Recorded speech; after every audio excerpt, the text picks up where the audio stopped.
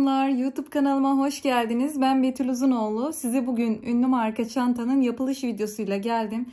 Çanta o kadar güzel oldu ki gerçekten güzelliğini şu an kameraya yansıtamıyorum. Kamerada göründüğünden çok daha güzel duruyor. Çantayı tüm detaylarıyla sizlere bu videonun içerisinde aktarıyor olacağım. Yani bu videoyu atlamadan izleyip de bu çantayı öremeyecek bir kişi bile olamaz. Astar detayı olsun, çantanın örgü tekniği olsun ve içindeki belli püf noktalarıyla sizlere tüm detaylarıyla aktardım. Evet, şöyle çantamı alayım, biraz yakından inceleyelim. Bakar mısınız ya? Rengi, duruşu o kadar güzel oldu ki birebir markanın ölçüleriyle aynı yaptık. Marka gerçekten çok güzel bir çanta tasarlamış. Şöyle hemen iç astarını da göstereyim. Yani tertemiz, böyle su gibi bir, görüyorsunuz, astarı var. Şimdi belki sorabilirsiniz, bu kadar büyük bir çantaya neden iç cep yapmadınız diye. İç cebini yaptım aslında. Hatta şöyle göstereyim, bakın.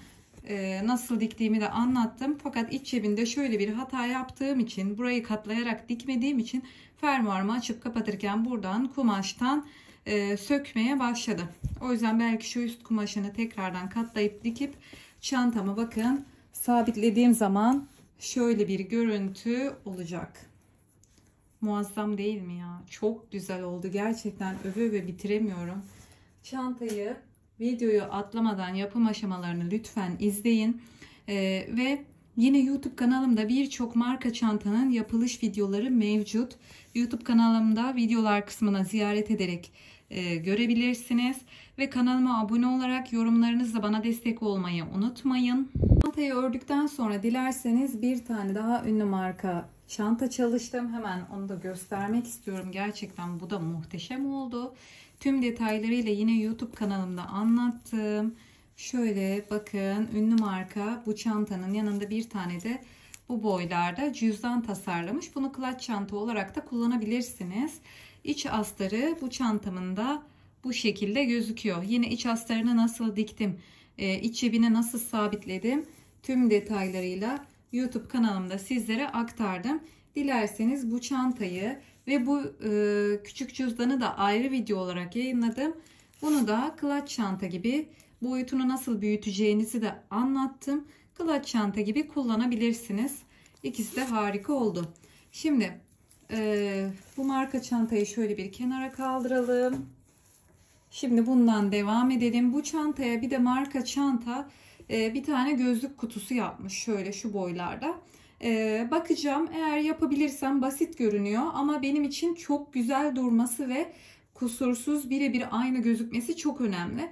O şekilde yapabilirsem onun videosunu da bu videonun açıklama kısmına mutlaka bırakırım. Çantanın ölçülerinden bahsetmek istiyorum. Şöyle metremi aldım. Çantanın en geniş kısmı ölçtüğüm zaman tam 55 santim uzunluğunda. Markada da en geniş kısım 55 santim uzunluğunda yapıyor. Çantamın şu şekilde taban uzunluğunu ölçmek istiyorum. Taban uzunluğu da 35 santim uzunluğunda. Yine markada da 35 santim veya 34-33 o civarlarda olması gerekiyor. Çantamızın yüksekliğine bakalım. Şöyle bakın, tabanın bittiği noktadan itibaren ölçüyü alıyorum. 37 santim yüksekliğinde buraya kadar.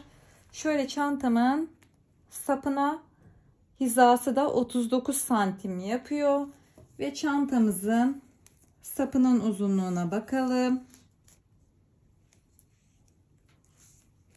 Çantamın sapının uzunluğu da 45 santim uzunluğunda. 45 santim biraz kısa gibi gelebilir ama burası da çantanın sapının genişliğini destekliyor. Bunu gözden kaçırmayalım. Taban derinliğinin ölçüsünü vereyim.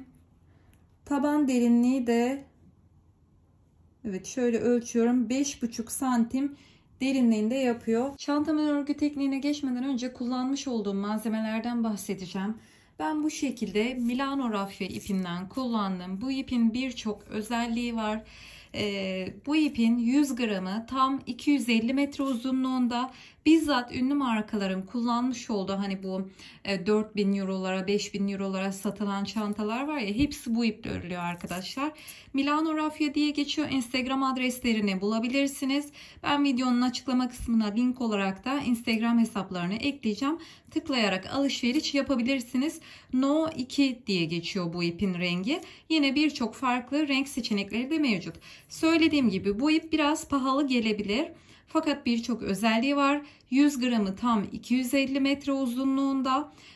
Yıkanıp ütülenebiliyor. Asla kopmuyor. Yıpranmaya karşı dayanıklı. Yıllarca kullanırsınız. Bakın şöyle koparmayı deneyeceğim. Bakın. Görüyorsunuz, asla kopmuyor yani, böyle bir ip. Ellerim kızardı, görüyorsunuz. O kadar güç uyguladım ama ipte kopma söz konusu değil. Bu yüzden biraz fiyatı yüksek. Ama bu iplerle neler örebilirsiniz? Giyim bile örebilirsiniz yıkanıp ütülenebildiği için. Yine kağıt ip gibi kısa sürede deforme olmasın derseniz kırlent, runner, supla gibi aksesuarları da bu iple örebilirsiniz. Peki ne kadar gitti Milano Raffia'dan bu çantaya? Bu şekilde büyük bobinler aldığım için arkadaşlar ne kadar gittiğini inanın kestiremiyorum. Ama örgü tecrübelerime dayanarak söylüyorum. Milano Raffia ile örecekseniz 250-300 grama yakın ip gidecektir bu çanta için. Büyük boy bir çanta. Şurası file, belki 250 gram gidebilir diye düşünüyorum. Şimdi gelelim. Ben Milano Raffia alamıyorum diyorsanız eğer, hangi iplerle örebilirim derseniz çile kağıt iplerle örebilirsiniz. Toplamda 500 grama yakın çile kağıt iplerden gidecektir. Çünkü 500 gramı 500 metreye denk gelir. Normal rulo kağıt iplerle örebilirsiniz. Metalik iplerle örebilirsiniz. Yani tamamen size kalmış. Bu metalik iplerde belki bir yumak yeterli olur. Çünkü metalik iplerde genelde bir yumağı 350 grama yakın, 380 grama yakın oluyor. O yüzden bir yumak bile yeterli olabilir. Dilerseniz pamuk makrome, polyester makrome ile de muhteşem duracaktır. Normal kağıt rafyalarla da bu çantayı örebilirsiniz. Şöyle kullanmış olduğum tığ numarası 3,5 milimetrede tığ kullanacağız. Zaten kumaş olarak da ben dak keten astar kumaşı kullandım. Bir tane deri çıtçıda ihtiyacınız olacak. Malzemeler bu şekilde. Örgümüze çantamızın tabanıyla başlayacağız. Markanın orijinalinde çantanın taban uzunluğu 37 santim ve derinliği 5 santimdi. Şimdi biz aynı ölçüyü yakalamak için, aynı ölçü olmasa bile yakın ölçülerde olması için toplamda 33 santim uzunluğunda zinciri çekeceğiz. Şu şekilde ipimi katlıyorum. Tığımı içinden geçirdim. İpime doladım. Bir tane ilmek çıkardım. Sıkıyorum. Şimdi zincir çekmeye başlıyorum. Eliniz çok sıkı da olmasın, çok dar da olmasın. Bakın rahat bir şekilde zincir çekmem gerekiyor.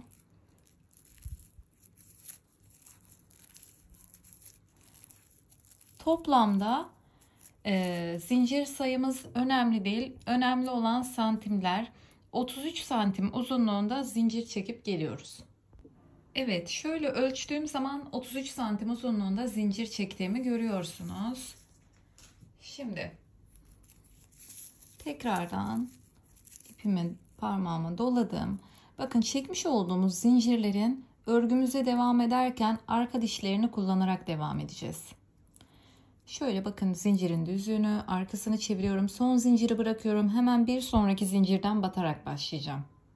Ters çeviriyorum. Arkasında tek bir ipten oluşan bir diş var. Battım ve sık iğnemi yaptım. Tekrar ikinci zincire battım. Sık iğne. Bakın sakın atlamayın. Şurada siz ördükçe biraz çektirecek bu şeyler, zincirler. Bu şekilde her bir zincirin arka dişine birer tane batarak sık iğne yapıyoruz.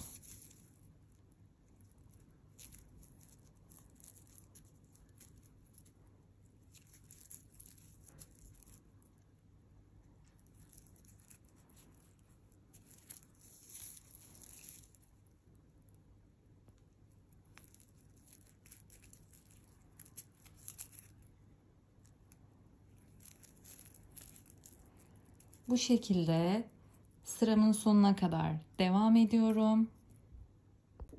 Evet, sıramın sonuna kadar geldim. Şöyle el ütüsü yaparak yapmış olduğum örgümü düzeltiyorum. Ve bu şekilde ölçtüğünüz zaman son noktaya batmadım. Oraya birlikte batacağız. Bu şekilde ölçtüğümüz zaman düzeltince 32 santim uzunluğunda yapıyor olmalı.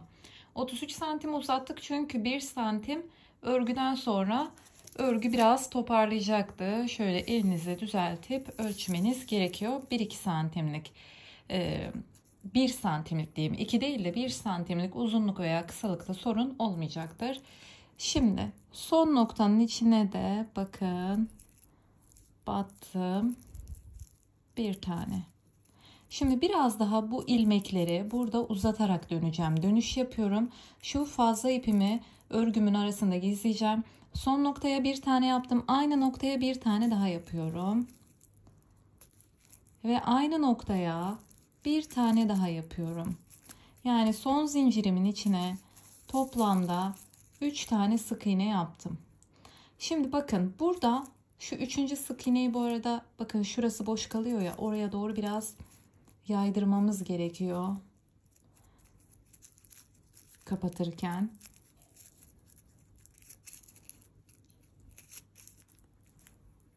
Evet. Yani çok da geride kalmamalı. Şimdi bakın burada her batmış olduğum sık iğnenin karşısında bakın gördünüz mü, sık iğnelerin arka dişlerine battık. Ön dişleri burada 2 tane gözüküyor. Şimdi buraya sırayla karşıdaki aynı noktaya karşılıklı batacağız zincirlerin içine. Şu şekilde batıyorum. Bir tane sık iğne. Sırayla devam ediyorum.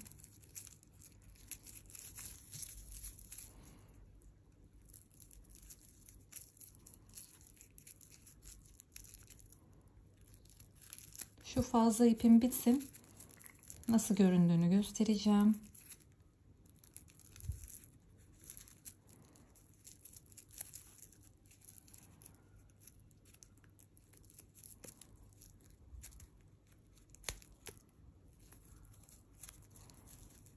Evet.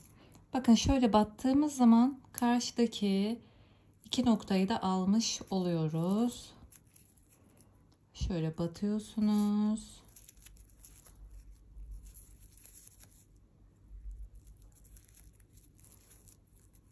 Battığınız zaman tığınız şu 2 ipi de almış olması gerekiyor.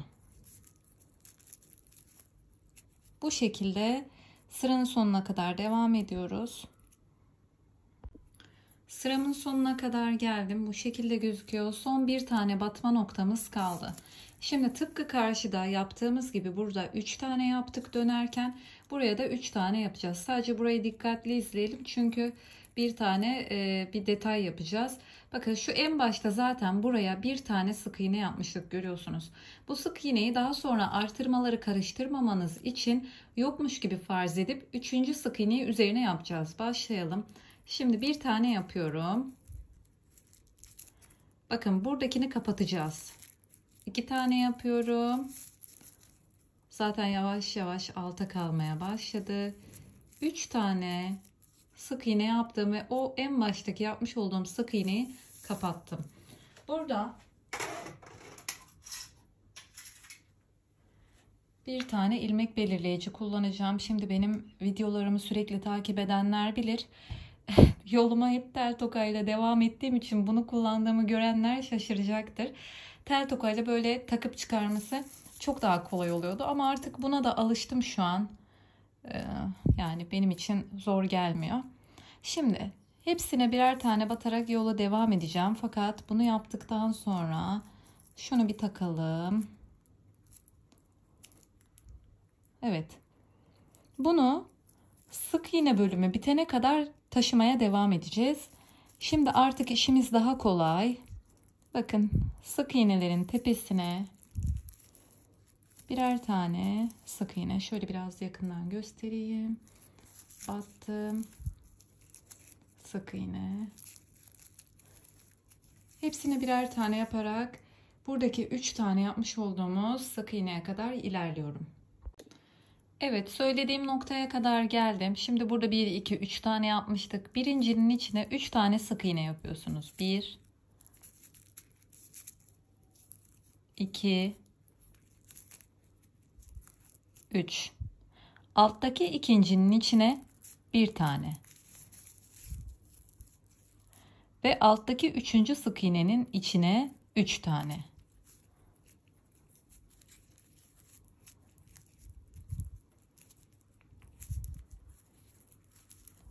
2, 3. Evet, dikdörtgen tabanın kuralı gereği bu şekilde bir köşelenme olması gerekiyor 3 tane battığımız için. Şimdi tekrardan karşı taraftaki tabanımın dönme noktasına kadar hepsine bir tane sık iğne yaparak devam ediyorum. Söylediğim noktaya kadar geldim. Burada yine dönerken 3 tane yapmış olduğumuz sık iğneyi görüyorsunuz.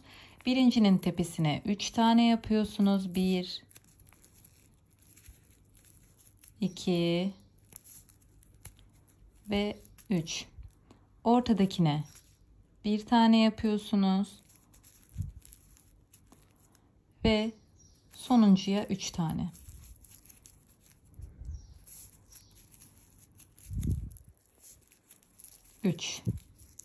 Tekrardan burada da bir köşelenme oluştu. Şimdi başlangıç noktamı açıyorum. Burada sıramızı ikinci sırayı bitirmiş oluyoruz. Şimdi bir tane sık iğne yaparak üçüncü sıraya adım atıyoruz. Bunu da takıyoruz. Şimdi tekrardan hepsine birer tane sık iğne yaparak buradaki noktaya kadar geliyoruz. Evet, sıramın sonuna kadar geldim. Burada tekrardan yapmış olduğum 3 tane sık iğne görüyorsunuz. Burada bakın, dikdörtgen tabanın kuralı gereği altta yapmış olduğunuz 3 tane sık iğnenin tam ortasına 3 tane yapacaksınız. Ve birer tane devam ederek burada görmüş olduğunuz üçlünün tam ortasına 3 tane sık iğne yapacaksınız. Bu bir üst sıralarda da hep bu şekilde devam edecek. Dikdörtgen tabanın oluşması için kural bu. Şimdi burada 3 tane sık iğne görüyorum. Birinciye bir tane. Yani aynı noktaya yaptığım üçlü sık iğneden bahsediyorum. Birinciye bir tane, ortadakine 3 tane. 1, 2, 3. Bakın bir üst sırada da bu ortadakine 3 tane yapacağım. Sadece oralarda. Gerisi bir tane. 1. Bu da 1. Şimdi burada tekrar 1, 2, 3 tane aynı noktaya batmış sık iğne görüyorsunuz. Birinciye bir tane. Ortadakine 3 tane. 1, 2, 3 ve sonuncuya bir tane. Bu şekilde bakın. Burada da ortadakine bir üst sırada 3 tane, bu ortadaki bir üst sırada bu ortadakine 3 tane yapacaksınız ve bu şekilde köşemiz büyümeye devam edecek. Şimdi aynı şekilde yoluma birer tane sık iğnelerle devam ediyorum. Ta ki buraya kadar. Evet, tabanımın dönme noktasına kadar geldim. Burada ne yaptıysam aynısını buraya da yapıyorum. Burada 3 tane aynı noktaya battığım sık iğneyi görüyorum. Birinciye bir tane yapıyorum. Ortadakine 3 tane. 1, 2, 3 tane aynı noktaya battım. Ve devam ediyorum. Diğer üçlüyü görene kadar birer tane yapıyorum. Şimdi burada 1, 2, 3 tane aynı noktaya battığım sık iğne. Bir tane. Ortadakine 3 tane. 1, 2, 3 ve buradakine de bir tane.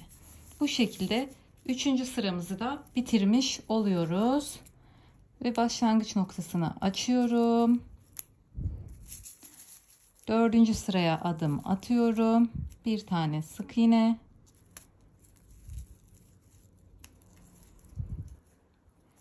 Takıyorum tekrardan. Ve hepsine birer tane sık iğne yaparak buraya kadar geliyorsunuz. Şimdi hep aynı şeyleri yapacağımız için taban büyüyene kadar çok fazla videoyu uzatmaya gerek yok. Sıranın sonuna kadar bu ortalar zaten hep birer tane. Burada aynı noktaya battığınız 1, 2, 3 tane tam köşedeki noktaları görüyorsunuz. Ortadakine 3 tane yapıyorsunuz, gerisi bir tane. Burada 3 tane sık iğne gördüm. Ortadakine 3 tane yapıyorsunuz, gerisi bir tane. Buraya geldiniz. 1, 2, 3. Ortadakine 3 tane yapıyorsunuz. Birer tane ilerliyoruz. 1, 2, 3. Ortadakine 3 tane yapıyorsunuz. Ve gerisini birer tane yaparak 4. sırayı da bitiriyoruz. Bu şekilde tabanım istediğim uzunluk ve genişliğe gelene kadar aynı tekniği sadece köşelerde 4 tane noktada artırma yaparak büyütüp geliyorum. Evet, tabanımı istediğim genişlik ve uzunluğa gelene kadar ördüm. Ölçülerini vereyim hemen size. Tıpkı markanın orijinalindeki gibi 37 santim uzunluğunda ve 5,5 santim derinliğinde yapıyor. Markanın orijinalinde 5 santim ama 1 santim büyük, 1 santim derin olması sorun olmayacaktır. Ve şöyle saydığımız zaman sizinle birlikte 3. sıraya kadar geldik. Ben son 2 sırayı ekledim. Toplamda 1, 2, 3, 4, 5 sıra yapmış olduk. Şimdi artık çantamızın gövdesine geçeceğiz. Tabanımız bitti, bu kadardır. Geçmeden önce mutlaka tabanımızı önce ütüleyelim. Daha sonra gövde kısmına geçelim. Şimdi tabanımı ütüledim, geldim. Çok daha güzel gözüküyor, görüyorsunuz.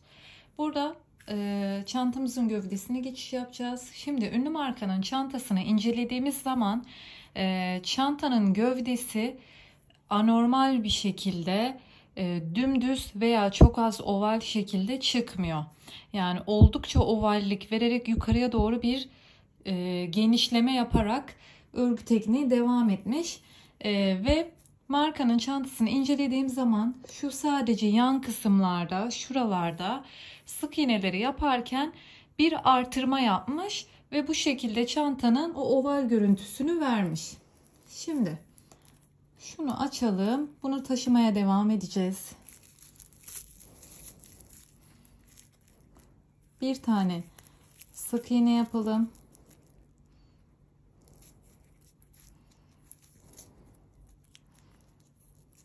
Ve buraya takalım. Şimdi hepsine birer tane sık iğne yaparak devam ediyorum. Şu çantamın yan kısmına kadar geleceğim. Şimdi bakın, burada hepsine tekrar birer tane batarak devam ediyorum.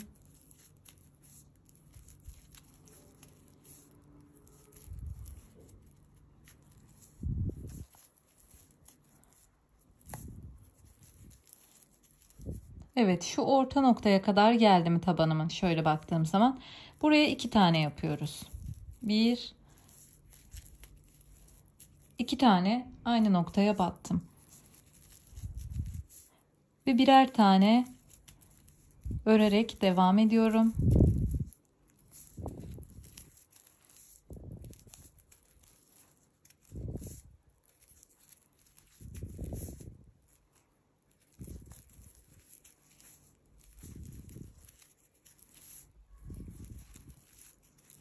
Bu şekilde birer tane devam ediyoruz. Buraya kadar geldim. Yine birer tane batarak devam ediyorum.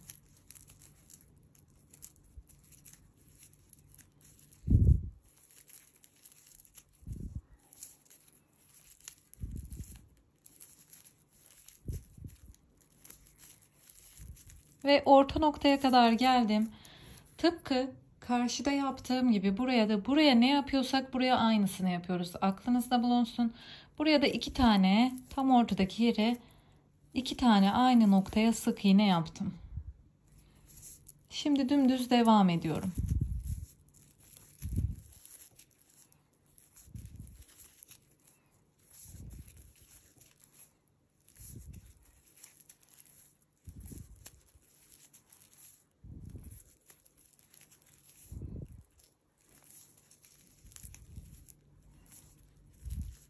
sırayı da bitirdik. Şu başlangıç noktasını çıkaralım. Buraya bir tane yapalım ve takalım.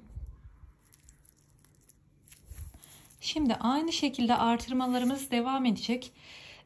Yani her bir sırada yanlarda birer tane noktalara artırmalar yapacağız.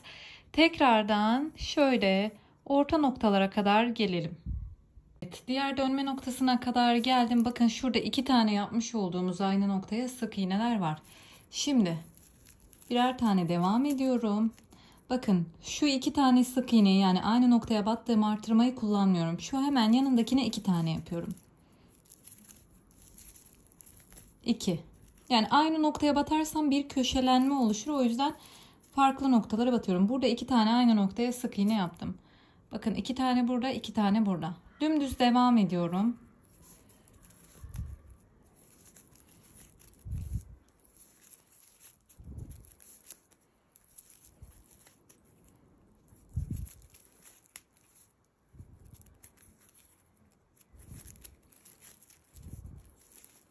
Şimdi tabanımın diğer dönme noktasına kadar geliyorum. Burada da yine aynı şekilde 2 tane burada aynı noktaya battığım sık iğneyi görüyorsunuz. Hemen buradakine 2 tane yapıyorsunuz. Daha sonra sırayı bitiriyorsunuz. Yeni sıraya geçiş yapıyoruz. Tekrardan dönüp dolaşıp gelip bakın tam burada 2 tane yaptık. Burada 2 tane yaptık. Bir de farklı bir yere buraya 2 tane yapın. Yani bu şekilde buralarda farklı farklı noktalara üst üste gelmeyecek şekilde farklı farklı noktalara 2'şer tane yaparak her bir sırada 2 yandan da birer artırma yapıyorsunuz. Burada artırma yapıyorsunuz, karşıya geliyorsunuz, tekrar aynı şeyi burada uygulayıp sırayı bitiriyorsunuz. Birkaç sıra olacak şekilde bu işlemi devam ettireceğim. Evet, sık iğne sıramı belli bir yüksekliğe kadar ördüm geldim. Şimdi önce şundan bahsetmek istiyorum. İlk sıralarda siz döndükçe gövde kolay kolay yükselmeyecektir. Çünkü söylediğim gibi kenarlarda artırma yaptık, onları söyleyeceğim. Kolay kolay yükselmeyecek. Bakın şöyle zaten daha sonra çantayı ördükten sonra bu şekilde gözükecek. Şu an böyle gözükmesi sizi korkutmasın. Şimdi neler yapmışım hemen onu size göstereyim. Bakın şu son taban köşesine 3 tane yapmışız dikdörtgen taban. Buradan sonra biliyorsunuz ortaya bir tane artırma yaptık. Karşı tarafa da yaptık. Bakın birinci artırmayı yapmışım. Neredeydi o? Şurada. Şimdi birinci artırma bura. İkinci artırma bura. Üçüncü artırma. Dördüncü artırma. Beşinci artırma. Altıncı artırma. 6 sıra artırma yapmışım. Daha sonra bir tane hiç artırma olmayan bir sıra yaptım. 6. sıra artırım, 6 sıra artırma. Daha sonra dümdüz bir sıra hiçbir artırma olmadan sık iğne sırası. Daha sonra 7. sırada bir artırma daha yapmışım. Daha sonra hiçbir şekilde artırma yapmadan 8, 9, 10, 11, 12, 13. Bu şekilde bakın 2, 4, 6 sırada yine dümdüz çıkmışım. Şimdi ben size santim olarak ölçüsünü vereyim. Bakın şu 3 tane burada dikdörtgen köşesi, dikdörtgen tabanımın köşesi var ya. Hemen üstündeki ilk ortaya artırma yapmıştık. Oradan itibaren ölçeceğim. Yani şöyle koyduğum zaman 8 santim yapıyor. Şimdi el ölçülerimiz farklı olabilir. Eğer sizin ördüğünüz sık iğne sayısı bu sıraya bu sıra kadar ördünüz geldiniz diyelim, 8 santim yapmadı, 4'te 5'te kaldı diyelim. 8 santim yapana kadar büyütebilirsiniz. Artırmaları da yine 7 tane sırada artırma yapıyorsunuz. Gerisini dümdüz yapabilirsiniz. Teknik bundan ibaret. Ya da el ölçünüz daha geniştir.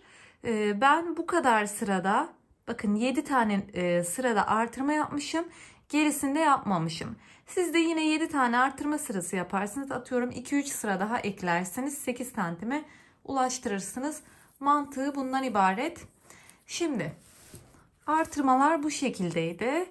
Başlangıç noktasına kadar geldik. 8 santim çıkmışız. 7 tane sırada artırma yapmışız. Geri kalan sıralar artırmasız. Şimdi başlangıç noktasını çıkardım. Tığımı aldım.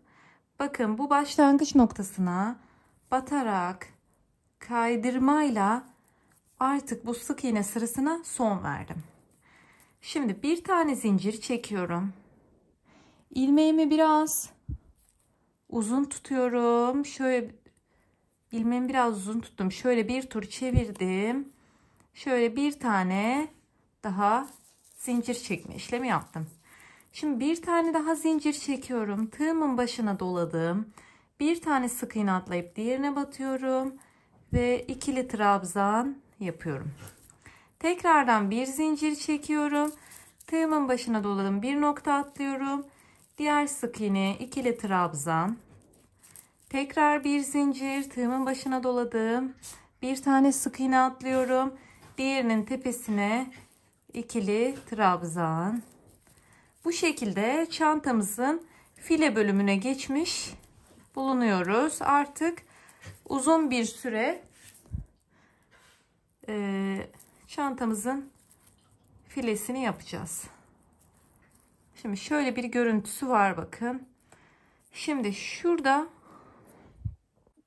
kaydırmayla birleştirdikten sonra bir tane zincir çekiyorum. Ve şöyle tığımı, ilmeğimi biraz uzatıyorum. Şöyle bir döndürüyorum. Tekrar bir zincir çekiyorum. Ve burada iki tane zincir çekiyorum. Biraz geniş yaptım. Çok az sıkayım. Çok uzun oldu zincirler. 1, 2. Şöyle tığımın başına doladım. Bir tane sık iğne atlıyorum. Diğerine batıp tepesine ikili trabzan. Evet. Bir zincir, tığımın başına doladım. Bir nokta atlıyorum. Diğerine ikili trabzan. Uzun bir süre artık bu şekilde file yapacağız çantamıza. İşimiz artık daha kolay. Bir tane sık iğne atlıyorsunuz. İkili trabzan, bir zincir, bir tane sık iğne atlıyorsunuz. İkili trabzan, arada bir zincir. Şimdi şöyle bir görüntüsü var. Şu çantamın yan kenarına kadar gelene kadar bu şekilde devam ediyoruz. Lütfen videoyu atlamadan izleyin. Bazı detaylar var çünkü. Şimdi yan kısma kadar böyle filemi ördüm. Geldim tam çantamın tabanının orta noktasındayım bakın. Şimdi marka çantayı incelediğim zaman şu yan kısımlarda fileyi yaparken de bazı sıralarda bir artırmalar uygulamış. Şöyle ekrana koyayım. Siz de bakabilirsiniz. Şimdi bir tanesini tam bu kenarlarda yapmış, yani orta noktada. Bir tane zincir çekiyorsunuz. Tığınızın başına dolayıp aynı noktaya batıyoruz. Ve böyle bir artırma yapmış. Bir zincir çektim. Bir nokta atladım. Diğerine ikili trabzan. Başka artırma bu kenarda yok. Bu şekilde tekrar devam ediyorum.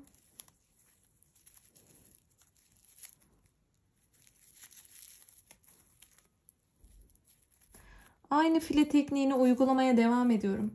Şimdi burada yaptığım aynı artırmayı şurada tam tabanımın orta noktasına geldiğim zaman aynı şeyi burada da yapacağım ve sıranın bitişinde görüşelim. Sıranın sonuna kadar geldim. Şöyle bir fileleri el ütüsü yaparak düzeltiyorum. Şimdi size söylediğim gibi burada yapmış olduğum artırmanın aynısını bakın bir tane de burada yaptım. Birinci sıramızı bitirelim. Şimdi burada bakın sıranın sonuna kadar gelmişim.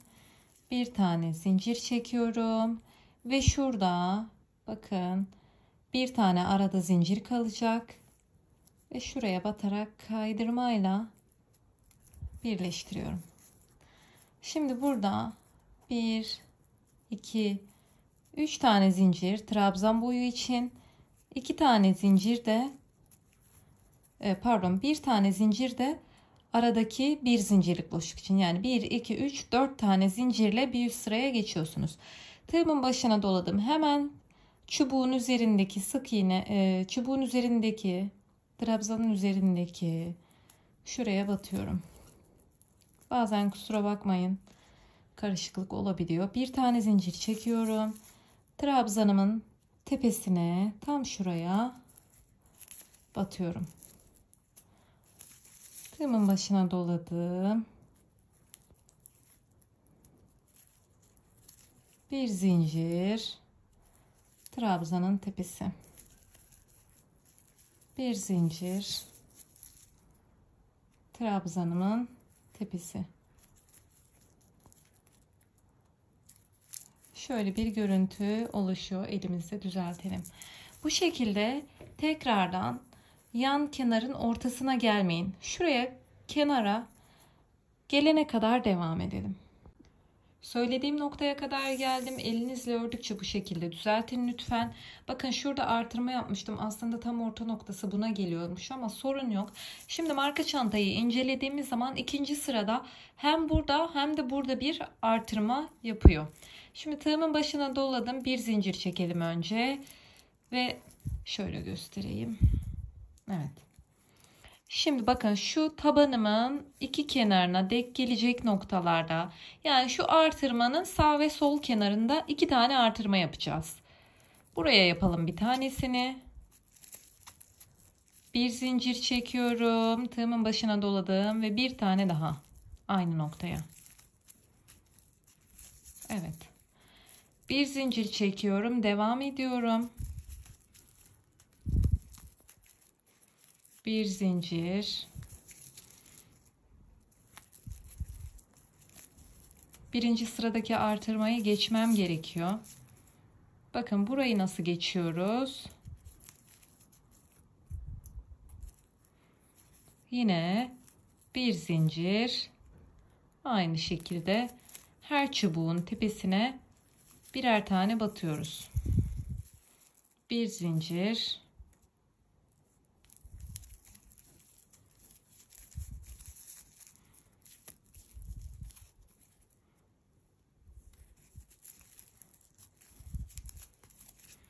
Şimdi bir tane burada artırmamız var. Bir tane burada var. Bakın tam tabanımı dönerken şöyle bir düz tutup bakmak istiyorum. Şimdi şuraya yapsam biraz çantamın gövdesine kayacak. O yüzden tam tabanımın köşesine denk gelen buraya bir zincir çekelim unutmadan. Buraya da bir artırma yapacağız. Bir tane daha aynı noktaya trabzan. Bir zincir. Artık dümdüz devam ediyorum.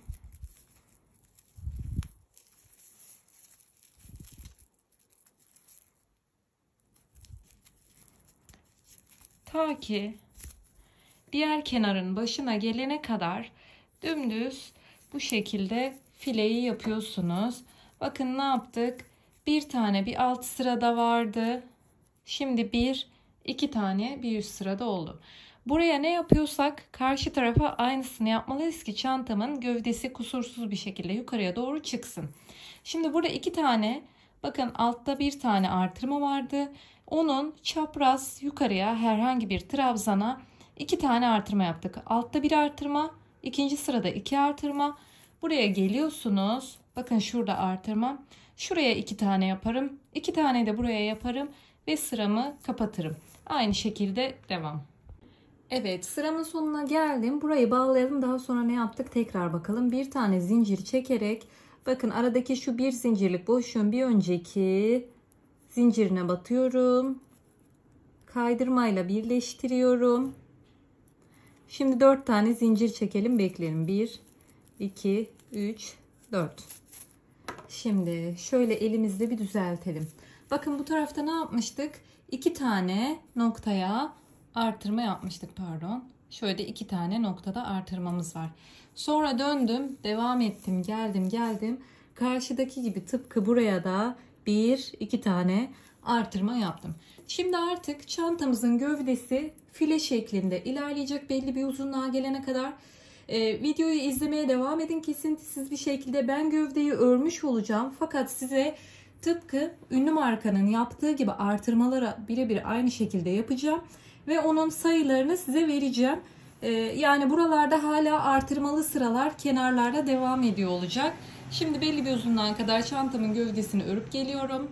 Evet, çantamın file sırasını belli bir yüksekliğe kadar ördüm geldim. El ölçülerimiz farklı olabilir. Siz de santimlere uyarak file sırasını tamamlayabilirsiniz. Şöyle baktığınız zaman düzelteyim, 24 santim yüksekliğinde file sıramı tamamlamışım. Toplamda ağız kısmına geldiğim zaman en geniş kısım şu an 46'ya ulaşmış durumda. Şöyle tekrar ölçeyim. 47'ye pardon 47 santim yapıyor. Şimdi ben saydığım zaman 19 tane file sırasını tamamlamışım. Bu arada bu ütülenmeden önceki hali. Ütülendikten sonra bir tık bollaşabilir. 19 sıra yaptım. Şöyle yanlarda biliyorsunuz artırmalar yapacaktık. Bir ve ikinci sırayı beraber yapmıştık zaten. Şimdi ben size şöyle artırmaları nasıl yaptım onu da göstereyim. Burayı ekran görüntüsü alabilirsiniz. Direkt buraya bakarak file sırasını tamamlayabilirsiniz. Şimdi birinci sırada bir tane yaptık. İkinci sırada 2 noktada yaptık. Üçüncü sırada bir tane. Dördüncü sırada artırma yok. Beşinci sırada 1, 6 ve 7'de artırma yok. 8'de 2 tane, 9 bir tane, 10'da 2 tane artırma, 11, 12'de yok. 13'te bir tane, 14, 15'te yok. 16'da 2 tane, 17'de yok. 18'de bir tane, 19'da yok. Bu şekilde ekran görüntüsü alarak file sırasını tamamlayabilirsiniz. Şimdi artırmaları biliyorsunuz şöyle yanlarda yapıyorduk. O yüzden hep yanlarda yapmaya devam edin. Bu birebir aynı bir hizanın üstüne gelecek diye bir şey yok ama en azından şu dikdörtgen tabanın aralığına denk gelse iyi olur. Ben şimdi şöyle göstermeye çalışayım biraz size. Bakın burada bir tane yapmışız birinci sırada. Daha sonra ikinci sırada 1, 2 tane yapmışız. Üçüncü sırada bir tane. 4'te yok. Beşinci sırada bir tane. 6'da yok. 7'de yok. 8. sırada 2. 9'da 1. 10'da 1, 2 tane. Bu şekilde size yazdığım şekilde sırayı tamamlıyorsunuz. Ve şimdi ütüleme aşamasına geçeceğiz. Üst sıralara sık iğnelere geçmeden önce ütülememizi yapmamız gerekiyor. Evet, file kısmını bitirmiş olduğumuz çantamızı az önce gördüğünüz gibi ütüleme işlemini de tamamladık. Şimdi sırada marka çantadaki gibi sık iğnelerle bir süre devam edeceğiz. Şimdi sıramı bağladım. Her zamanki gibi şöyle göstereyim. Sıramı bağladım. Burada bir tane zincir çekiyorum ve aynı noktaya bir tane sık iğne yapıyorum. Bakın, kaydırma yapmak için battığım noktaya tekrar batıp sık iğne. Şimdi buradaki bir zincir boşluğuna bir sık iğne, trabzanın tepesine bir tane, boşluğa bir tane, trabzan tepesine, boşluğa. Bu şekilde sıramı tamamlayacağım. Bu kadar basit. Bir tane bir zincir boşluğuna, bir tane tam trabzanın tepesine. Sıramın sonuna kadar bu şekilde devam ediyorum. Evet, sıramın sonuna kadar geldim. Bir sıra sık iğne yaptım. Şimdi burada kenarlarda yaptığımız artırmadan dolayı çantamızın ağzı gittikçe zaten daha geniş gözükmeye başlayacak. Bakın, o yönden sıkıntı var diye düşünmeyin. Şimdi trabzanın tepesine batmışım. Bir zincirlik boşluğa batıyorum. Burada hiçbir şekilde bir kaydırma, birleştirme vesaire yapmadan direkt sık iğnenin tepesine batarak spiral bir şekilde döne döne gideceğim. Sadece buraya şöyle bir ilmek belirleyici takacağım. Daha sonra sık iğneleri bitirdikten sonra sırayı burada bitirmem gerektiğini bilmem gerekiyor. Şimdi her bir sık iğnenin tepesine bu şekilde birer tane yaparak sık iğneleri devam ettiriyorum.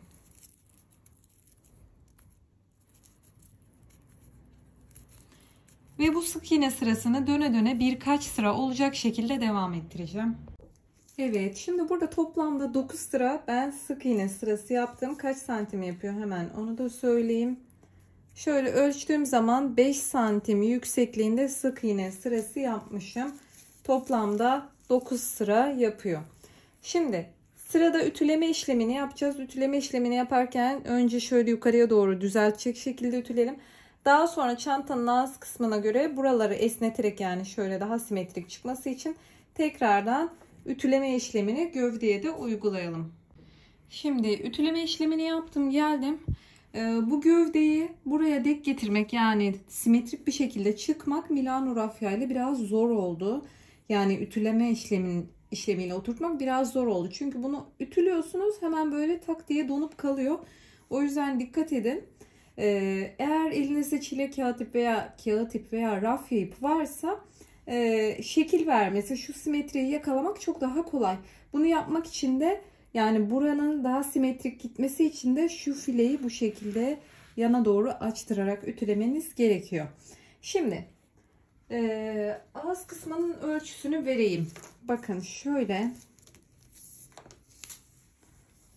ölçtüğüm zaman tam 55 santim genişliğe ulaşmışız. Neydi? Markada da tam ağız kısmı, en geniş kısım, çantanın gövdesi 55 santim uzunluğundaydı. Şimdi sırada çantamızı bakın yan kenarlardan 2 tane bu şekilde tel tokayla işaretledim. Bunu neye göre işaretledim? Dümdüz bir şekilde katlamanız gerekiyor.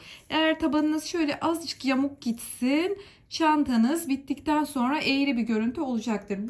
Burası çok önemli. Şimdi çantayı ikiye katladıktan sonra içini açın, taban düz duruyor mu diye bir bakın. Bakın gayet şuralardan tuttuğum zaman şöyle bakıyorum. Gayet düz duran bir taban görüyorsunuz. Sonra bu şekilde işaretledikten sonra yan çevirin. Bakın taban düz duruyor mu? Yanlardan düzgün gözüküyor mu? Bunu kontrol etmeniz gerekiyor. Burası çok önemli lütfen. Daha sonra çantam eğri oldu diye, nasıl düzelteceğim diye uğraşırsınız. Yanlardan işaretlediniz. Sonra yanları birbirine denk getiriyorsunuz, işaretlediğiniz noktaları. Sonra bakın elinizle bu şekilde işaretli noktaları birleştirdikten sonra şu şekilde yürütüyorsunuz ve tam, tekrar bakayım, şöyle hiç es vermeden devam ettim. Hatta tam şurası oluyor. Buraya işaretledim. Sonra tekrar tuttum. Diğer tarafa doğru gidiyorum.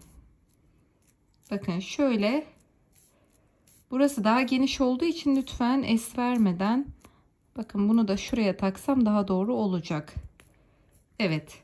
Bu şekilde de işaretledikten sonra 4 tane ortak noktayı işaretlemiş oluyorsunuz. Şimdi öncelikle şu sık iğne sırasını sonlandıralım birlikte. Bakın işaretlediğim nokta şurasıymış zaten.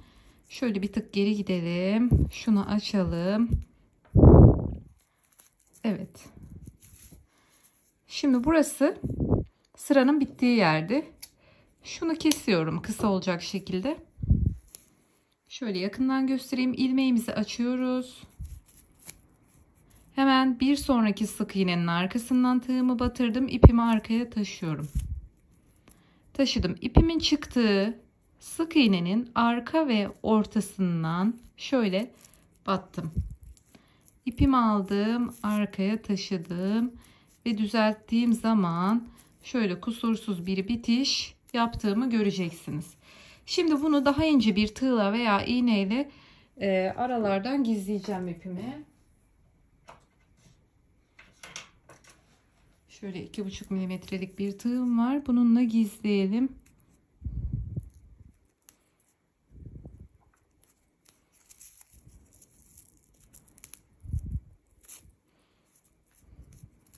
Evet, bu şekilde belli bir yere kadar gizleyip sabitlemeniz yeterli.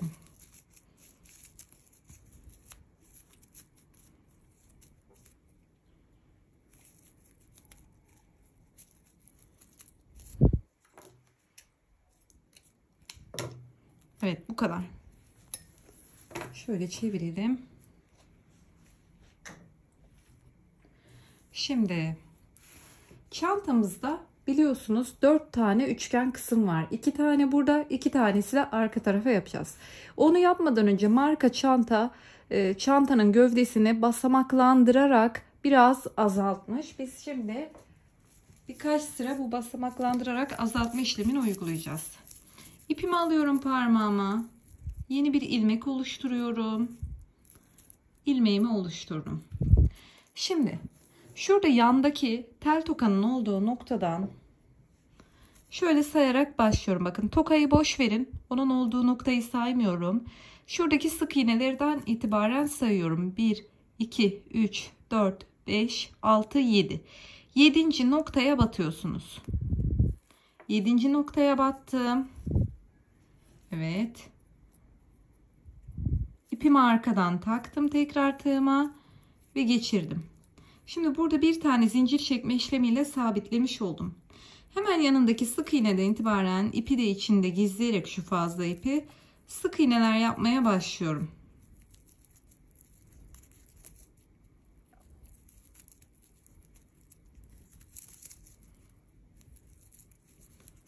Şimdi bu şekilde devam edeceğim. Şimdi başlangıçta nasıl yaptık bakın. Tel tokayı boş verdik. Şuradan itibaren saydım. 1, 2, 3, 4, 5, 6, 7. noktadan ilmeğimi geçirdim. Şimdi siz de buradan dümdüz devam ediyorsunuz. Tokayı çıkarmayın. Ördükten sonra bir yüz sıraya aynı ilmeğe taşıyın. Dümdüz devam ediyorsunuz. Geliyorsunuz. Burada son 8 tane ilmek kalana kadar gelip bekliyorsunuz. Sıranın sonuna kadar geldim. Bakın burada son 8 tane sık iğne kaldı. Burada başta saydığımız zaman 7. sık iğneye batarak başlamıştık. Burada da 7. sık iğneye batarak sonlandırmış olmamız gerekiyor. Saydığım zaman 8 tane var. 8.'ye battım, bitirdim. Ve şöyle ipimi kesiyorum. İpimizi açıyoruz. Şuradaki 7. noktaya batarak ipimi arkaya taşıyorum. Ve tekrardan bir gerideki sık iğnenin tepesinden, ortasından batarak ipimi arkaya taşıyorum. Bu şekilde bir bitişi olması gerekiyor.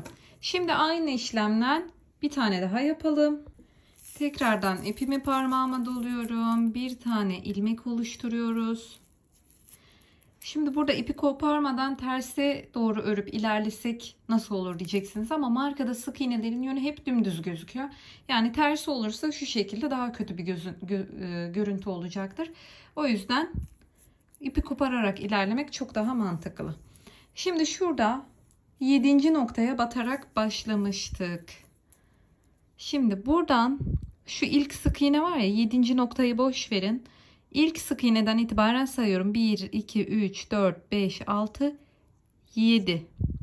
7. noktaya batıyorum. İlmeğimi aldım. Bir tane zincirle oraya sabitledim. Şimdi tekrardan yanındaki noktadan itibaren sık iğne yaparak devam ediyorum. Aynı alttaki sıranın aynısını yapıyorum. Bu şekilde sık iğneler yaparak sonda tekrardan 7 tane sık iğne kalana kadar devam edelim. Sıramın sonuna kadar geldim.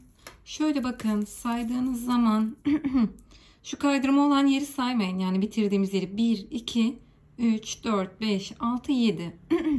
7. nokta burası. Yani burada ipimi kesiyorum. 7. noktaya batarak bitirmem gerekiyor. Arkadan batıyorum. Çektim. Ve ipin çıktığı sık iğnenin arka ortasından batıyorum. İpi arkaya tekrar çektim. Bu şekilde bir görüntüsü oldu. Şimdi son bir tane daha yapacağız.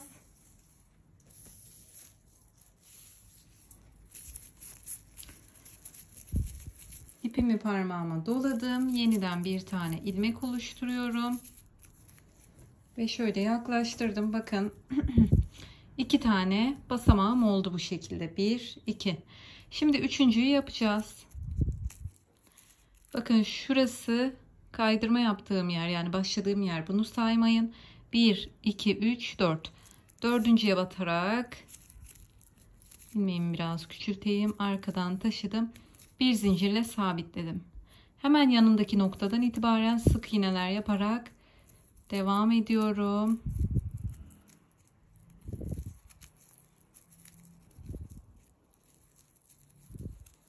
Evet. Bakın 1, 2, 3, 4. noktaya batarak başladık. Sonda da Dördüncü noktaya gelene kadar örmeye devam ediyoruz. Evet, üçüncü sıramı da tamamladım. Bu şekilde gözüküyor. Son olarak bakın burada 1, 2, 3, 4 tane batma noktası kaldı. Kesiyorum ipimi. Tekrardan dördüncü noktaya batarak ipimi arkaya aldım. Ve bir gerideki sık iğnenin ortasından tekrar arkaya aldım.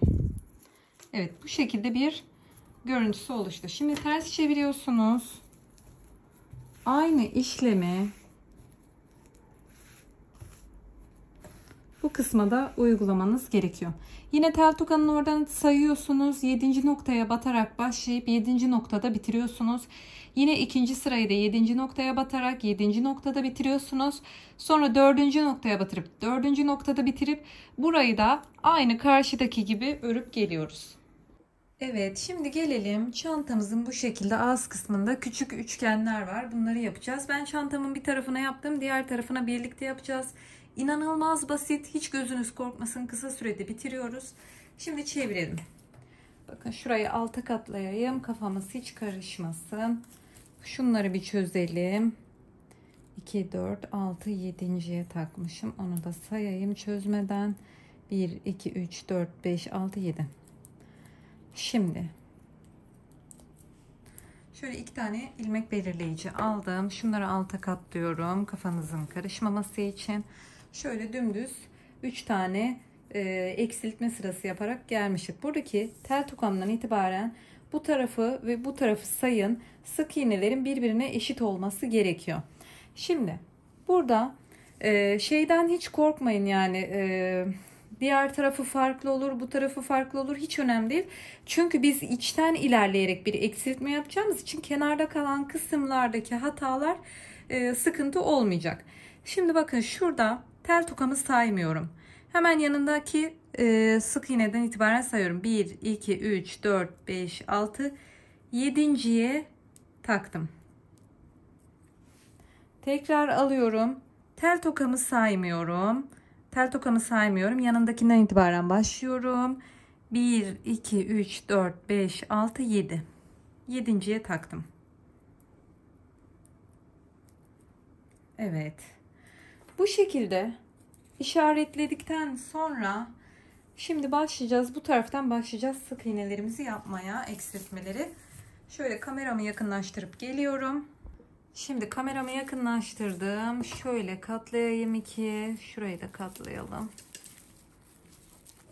Evet. Şöyle ilmek belirleyici ile 7. noktaya işaretlemiştik. Yeniden bir ilmek oluşturuyorum. Şöyle.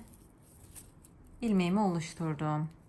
Şimdi hemen ilmek belirleyiciyi taktığım yerin, yani 7. noktanın yanındaki 8. noktaya batıyorum. Aldım ilmeğimi. Bir tane zincir çekerek buraya ipimi sabitledim. Hemen yanındaki noktadan itibaren yapmaya başlıyorum. 1, 2, 3, 4, 5, 6, 7, 8, 9, 10, 11, 12, 13, 14, 15, 16, 17, 18, 19, 20, 21, 22. Şimdi şurada zaten 1, 2, 3 tane yapmış olduğum eksiltmeyi görebiliyorsunuz. Şurada sıra bitiyor zaten. 22 tane sık iğne yapıyorsunuz. Buranın size, bakın bende 1, 2, 3, 4 tane sık iğne ile bitmiş bu sıra ama burayı önemli değil. Burayı dikkate almayın. Burada önemli olan 22 tane yaptınız. Sizde burası daha geride bitebilir, daha önde bitebilir. Hiç sorun yok. Daha önde bitiyorsa atıyorum 21 tane, 20 tane sık iğne yapın. Şimdi kesiyorum ipimi. 22 tane sık iğne yaptıktan sonra şuradaki yine aynı şekilde arkadan ve bir gerideki sık iğnenin ortasına bu şekilde sabitledik. Tekrardan ipimi parmağıma doluyorum. Burası çok hızlı bitecek gerçekten. Yeni bir ilmek oluşturuyorum. Şimdi şuradan başlamıştık. Bakın burada zincir çekmiştik. Zaten bu bariz belli oluyor. Bunu boş verin. Şu bir tane sık iğne var. Bunu da atlıyoruz. İkinciye batıyorum. Battım. İlmeğimi aldım. Bir tane zincirle sabitledim. Şimdi başlıyorum yapmaya. 1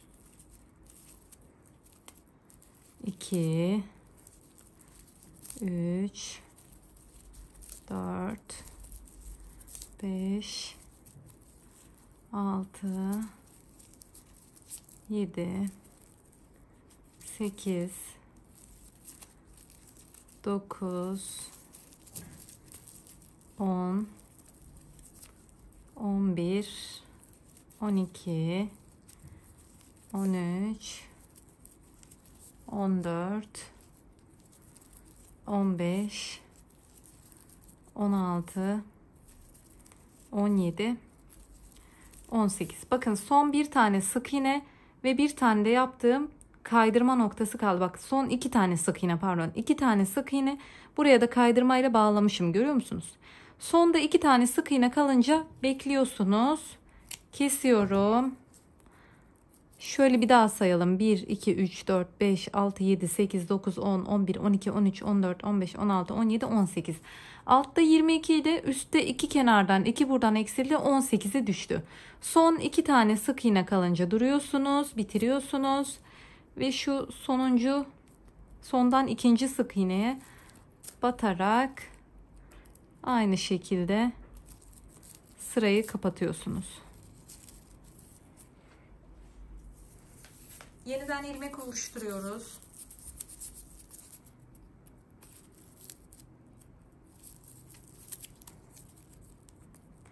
Evet, şimdi şurası zincir noktası, başladığımız yer. Bir tane sık iğne atlıyoruz. Zincir noktası, bir tane atlıyoruz. İkinciye batıyoruz. Şimdi burada ikinciye batarak başlıyoruz ya. Burada da haliyle ikinciye batarak sırayı bitirmiş olmamız gerekiyor. Zincir çektim. 1 2 3 4 5 6 7 8 9 10 11 12 13 14. Bakın son iki tane sık iğnem kaldı. Kesiyorum. Sıradakine batıyorum.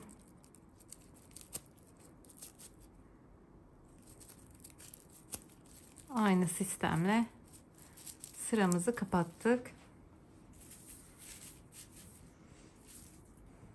Yeniden hızlıca ilmek oluşturalım.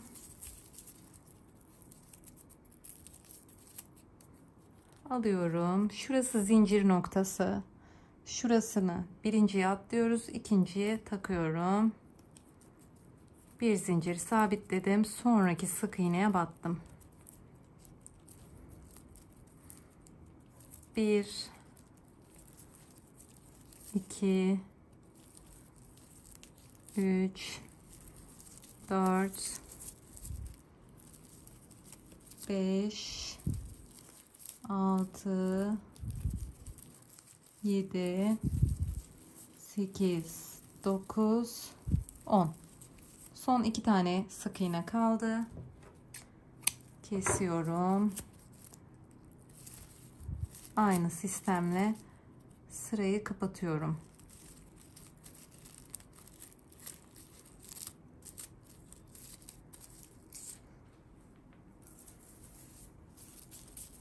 Hemen yeni bir ilmek oluşturalım.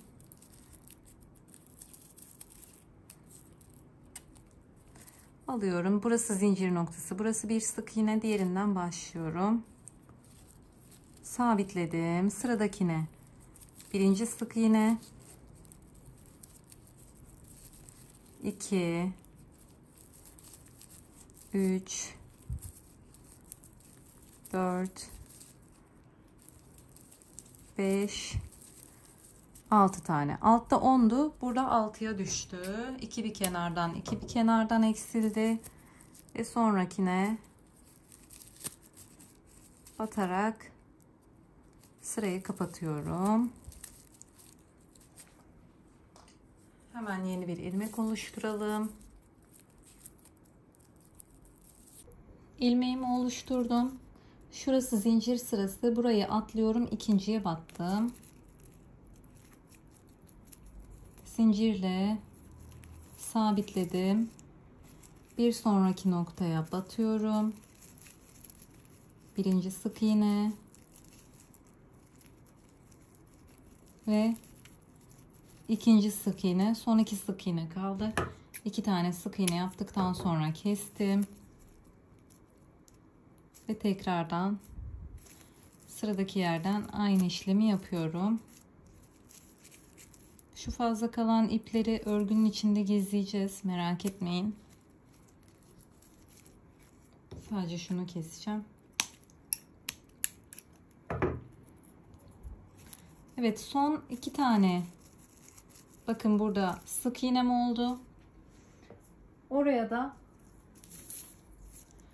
yeniden ilmek oluşturup son birinciyi yapacağız.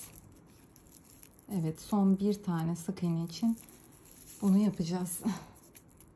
Şimdi bakın şuraya 2 tane sık iğne var ya, aşağıdaki kuralı unutun. Burada batıyorum.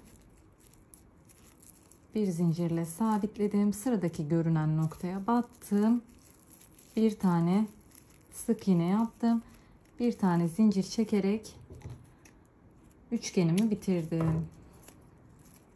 Bakın bu kadar basit. Hızlı bir şekilde eksiltmemizi yaptık. Hemen şurayı hızlıca anlatacağım nasıl yapacağınızı. Yine aynı şekilde 22 tane sık iğne ile başladık ya. 22 sık iğne var. Başlangıçta ve sonda da birer tane kaydırma noktası var. Yani 24 tane. Şimdi sizde atıyorum 20 tane sık iğne varsa başlangıçta ve bitişte kaydırmaları düşünüp 22 tane diye hesaplamanız gerekiyor. 22 tane sık iğnemiz vardı. Bakın şuraya baktığımız zaman hemen ilmek belirleyicinin yanından batarak kaydırma diye düşünün bunu, başlangıç kaydırması. Bununla başladık. Şimdi burası kaydırma olsa, tamam mı? 1, 2, 3, 4, 5, 6, 7, 8, 9, 10, 11, 12, 13, 14, 15, 16, 17, 18, 19, 20, 21, 22 sık iğne. Şuradan da batarak zincirle başlayacağım. Şimdi hemen bir tane ilmek oluşturuyorum. Başka bir tığla oluşturuyorum ki onu oraya taktım ya, kaybolmasın diye. İlmeğimi oluşturdum. Batıyorum. Bir zincir ve yanındaki noktadan itibaren batarak başlıyorum. Birinci sık iğne. Devam ediyorum. Üçüncü sık iğne. 4, 5. Bu şekilde sıranın sonuna kadar gelelim. Evet, sıramın sonuna kadar geldim. 20 sık iğne oldu. 21, 22 yaptım. Bakın burada ilmek belirleyiciden önce son bir nokta kaldı. 22 sık iğne oldu. Kestim. Ve hemen şuradaki son sık iğneye batarak buraya kaydırmamızı sabitliyoruz. Kaydırma yaparak. Evet, bu şekilde gözüküyor. Hemen yeni ilmek oluşturuyorsunuz. Hemen alıyoruz. Bir üst sıraya geçiyoruz. Bakın şuradan itibaren başlamışım. Neydi? Zincir noktayı atlıyoruz. Bir tane sık iğne atlıyoruz. İkinciye batıyoruz. Battım. Aldım. Zincir yaparak sabitledim. Hemen yanındaki noktadan itibaren birer tane sık iğne. 2, 3, 4, Sonda 2 tane sık iğne kalana kadar devam ediyoruz. 16'yı yaptım. 17, 18. Bakın sonda 1-2 tane kaldı. Şuraya da kaydırma yapmışım. Kesiyorum. Aynı şekilde sırayı kapatıyorum.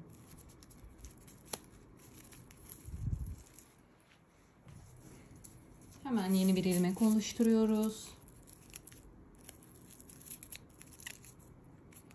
Alıyorum tekrardan. Bakın zincir noktasına atlıyorum. Birinci sık iğneye atlıyorum. İkinciyi şuraya takıyorum.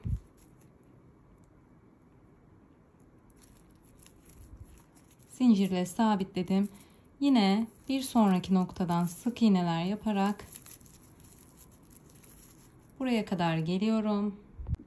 13 sık iğne oldu. 14.'yü de yaptım. Son 1-2 tane noktam kaldı. Kesiyorum. Açtım. Tekrardan sırayı bağladım. Hemen yeni bir ilmek.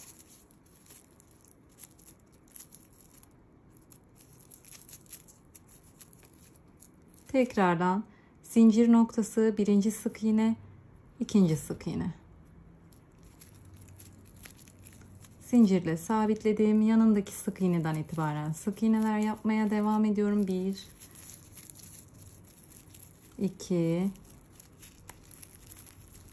3, 4, 5, 6, 7, 8, 9, 10. Kesiyoruz. Hemen bir sonraki noktadan bağlıyorum sırayı.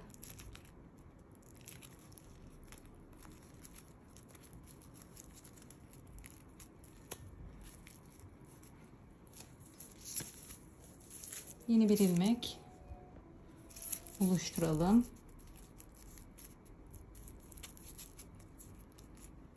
Evet, zincir noktası, birinci sık iğne, ikinci sık iğneye battım. Bir zincir, bir sonraki noktaya batarak tekrar sık iğne. 1, 2, 3, 4, 5 ve 6. Son 2 tane kaldı bakın. Keselim.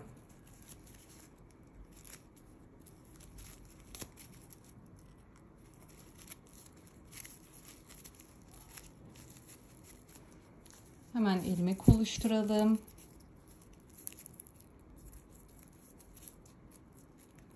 Evet. Bir zincir noktası, bir sık iğne, ikinci sık iğneye battım. Bir zincir, ikinciyi de battım. Sık iğnemi yaptım. Son 2 tane sık iğne kaldı. Kesiyorum.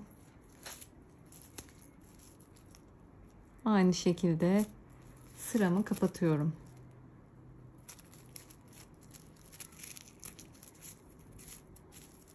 Evet, son 2 tane tepede sık iğnem kaldı. Şimdi burada ipimizi kesmeyeceğiz. İlmek oluşturdum. Şimdi bu tepedeki birinci sık iğneye batıyorum. Şöyle bir tane zincirle sabitledim. Yanındakine batarak bir tane sık iğne yaptım. Bu şekilde gözüküyor. Şimdi çantamın sapı için şöyle gördüğünüz gibi bir tane zincir çekip geleceğim. Şimdi başlıyorum zincir çekmeye. Eliniz ne çok sıkı ne çok gevşek olsun.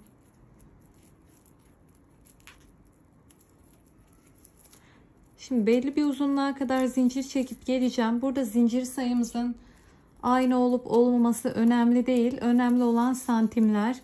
Ben toplamda şuradaki çanta sapım için bu arada gayet rahat kullanışlı, çok Böyle çantanın gövdesi kolun çok aşağısında da kalmıyor. Çok kol altına da girmiyor. Gayet konforlu bir çanta sapı olacak. Ben toplamda 85 tane zincir çektim. 50 santim uzunluğunda zincir yapıyor. Toplamda 50 santim uzunluğunda zincir çekip geliyorsunuz. Evet, toplamda 85 adet zincirimi çektim. Çektikten sonra şöyle bakın, eğer ikinci zincirdeyseniz şu şekilde mutlaka ölçerek aynı hizada mı diye bakıyorsunuz. Ben baktım, aynı hizaya denk geliyor. Şimdi 85 tane, yani 50 santim uzunluğunda zincirimi çektikten sonra buradaki bir tane sık iğnenin içine, tam üstteki sık iğnenin içine batıyorum. Çıkardım. Sıkı bir şekilde bakın ilmeğimi kaydırdım ve bir tane zincir çekerek buraya sabitlemiş oldum. Şöyle açıyorum. Şimdi şöyle bir çantamıza bakalım. Bakın görüntüsü bu şekilde. Şimdi artık şu yanlardaki tokaları, ilmek belirleyicileri hepsini çıkarabiliriz. Bunlarla artık işimiz yok. Son dokunuşlar kaldı. Bu şekilde şu an çantamızın gövdesini bitirmiş bulunmaktayız. Ütüleme yaparak daha sonra düzelteceğiz.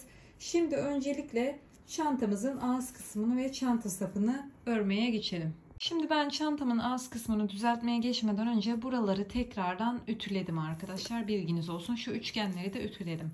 Daha düzgün ilerlemek için. Şimdi çantamın tam yan tarafından batarak başlayacağım. İpimi parmağıma doladım. Şöyle çevirdim. Bir tane ilmek oluşturdum. Ve hemen şuradan en dip noktadan, yani köşeden başlıyorum. Battım. İlmeğimi aldım ve bir tane zincirle sabitledim. Şimdi her bir sık iğnenin tepesine birer tane batarak devam ediyorum.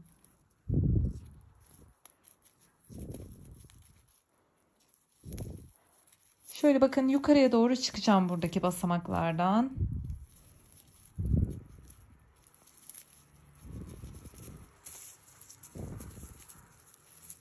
Şimdi birinci basamağa yaklaşmak üzereyiz. Şuraya geldim. Burada da bakın şu en başta batmış olduğum zincir, yani sık iğneden sonraki noktaya batıyorum. Şu şekilde geçtim. Direkt bir üst sıradaki basamağın üstündeki sık iğne tepesine batarak bir tane sık iğne. Buradan birer tane batarak yukarıya doğru çıkıyorum. Üçgenden yukarıya doğru çıkıyorum.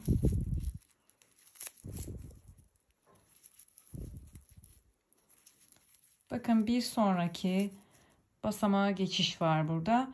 Ben burada dibine bir tane batacağım. Basamağın başladığı noktaya. Şimdi şu zinciri boş verin. Şuradaki birinci sık iğneye. Yukarıya doğru çıkıyorum bu şekilde. Bakın görüntüsü şöyle duruyor. Şimdi burada tekrardan diğer basamağın başındayız. Bir tane, sonra sık iğneye atlıyorum. Tekrar sık iğne. Bakın burada zincirimin olduğu basamağın başlangıcına sık iğne. Bunu boş veriyoruz. Buraya sık iğne. Tekrar buraya. Ve tekrar şuraya. Yani nerelere battığımı anlamışsınızdır. Bakın, sık iğneye, bir de diğer basamağın başladığı sık iğnenin dibine, tekrar üstteki basamağın sık iğnesine, şuraya dibine, bu şekilde yukarıya kadar ilerledik. Bakın şöyle bir görüntüsü oluştu. Çok güzel gözüküyor şimdiden. Bakın burada da şöyle üçgeni takip ediyoruz. Şöyle battım. Burada bir tane sık iğne vardı ya. Bir tane de şöyle onun içine batalım. Ve çıkmış bulunuyoruz. Şimdi burada yapmamız gereken şey, bakın, her bir zincirin içine bir tane sık iğne yapacağız. İlkine battım. Bir tane sık iğne. İkinci zincire battım. Sık iğne. Her bir zincirin içine bir tane batarak devam edeceğiz.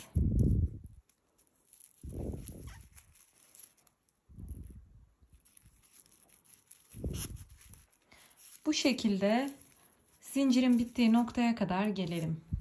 Evet, şimdi bütün zincirlere sık iğneleri yaptım, geldim. Sırada buradan aşağıya doğru ineceğiz. Buradaki fazla ipleri gizlemeye çalışacağım. Bakın burada son zincirin içine battım. Burada en tepedeki sık iğneye batıyorum. Şöyle ipleri örgümün arasında gizlemem gerekiyor. Şimdi biliyorsunuz buradan aşağı nasıl indiğimizi. Şuraya batıyorum. Bakın burada da oldukça fazla ip var. Şu şekilde gizliyorum. Sırayla batarak inmeye devam ediyorum.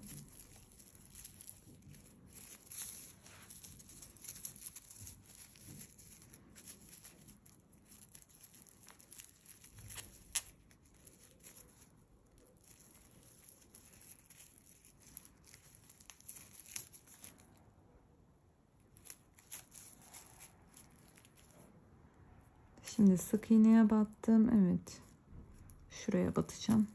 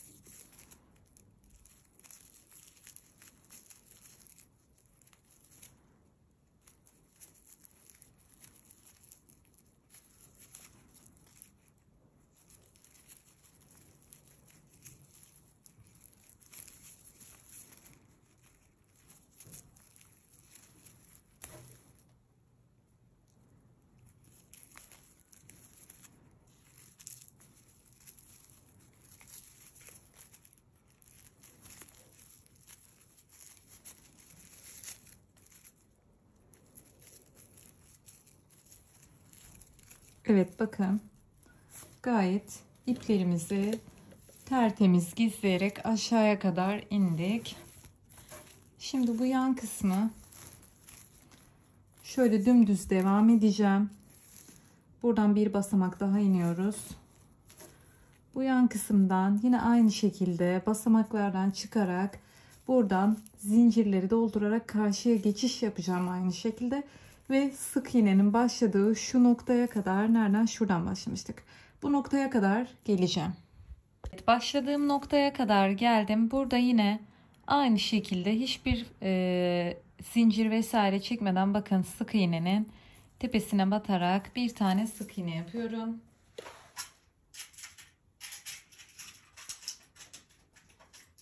Buraya bir tane ilmek belirleyici takalım. İlk yaptığım sık iğne. Şimdi yine aynı şekilde her bir sık iğnenin tepesine birer tane batarak devam edeceğim. Yani ikinci sırayı da dolaşıp geleceğim. Yine aynı şekilde buradan dümdüz çıkıp burada da her bir sık iğnenin tepesine birer tane batarak başladığım noktaya kadar geliyorum. Evet, ikinci sıramı da tamamladım. Çantamın sapının kalınlığı bu şekilde gözüküyor. İçten de 2 sıra döneceğiz ve daha da kalınlaşacak.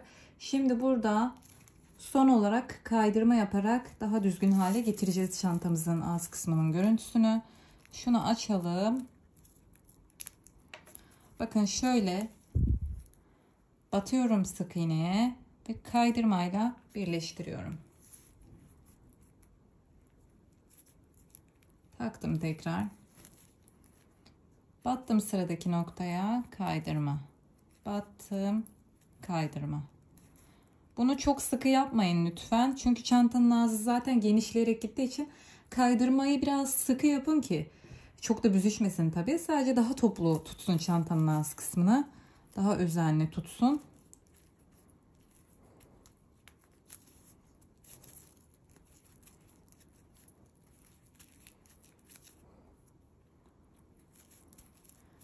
Bu şekilde bir görüntüsü oluşacak. Şimdi komple şöyle çevireyim. Aynı sık iğneleri çıktığınız gibi komple çantanın sapını da dolaşıp aşağıdan arkayı da dolaşıp başladığımız noktaya kadar bu işlemi yapıyorsunuz. Başladığım noktaya kadar geldim. İlmek kaydırma işlemini tamamladım. Sıramızı bitireceğiz. Açıyorum. İpimi kestim. İlmeğimi açıyorum. Şimdi bir sonraki kaydırmanın arkasından ipimi arkaya alacağım. Ve şu ipimin çıktığı kaydırma var ya. Şöyle arkadan küçük bir tığla deneyeceğim. Arkadan, ortadan çıkıyorum. İpimi tekrar arkaya taşıyorum. Şöyle bir bitiş oldu bakın. Şimdi bunu da klasik biliyorsunuz. Örgünün içinde gizleyeceğim.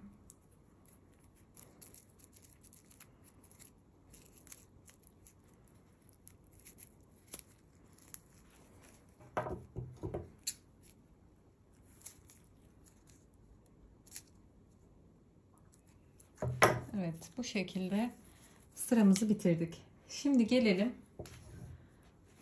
askımızın iç kısmını düzeltmeye. Şimdi buradan bu noktalardan başlamayacağım. Ters çeviriyorum. Hemen çantamın sapını şuradan başlayacağım. Çünkü burada bir yerde sırayı başlayıp bitirmek çok daha belli olabilir. O yüzden şuradan yukarıdan başlayacağız. Şöyle ikiye katlayalım. Bakın şuradan bir noktadan başlayacağım.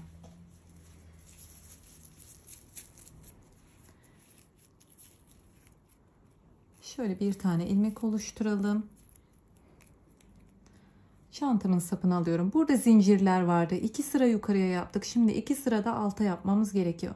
Şuradan batıyorum zincirin birinden. İlmeğimi aldım. Bir tane zincirle sabitledim. Aynı yere bir tane sık iğne yaptım. Ve devam ediyorum. Her bir zincire birer tane batarak sıramı devam ettireceğim.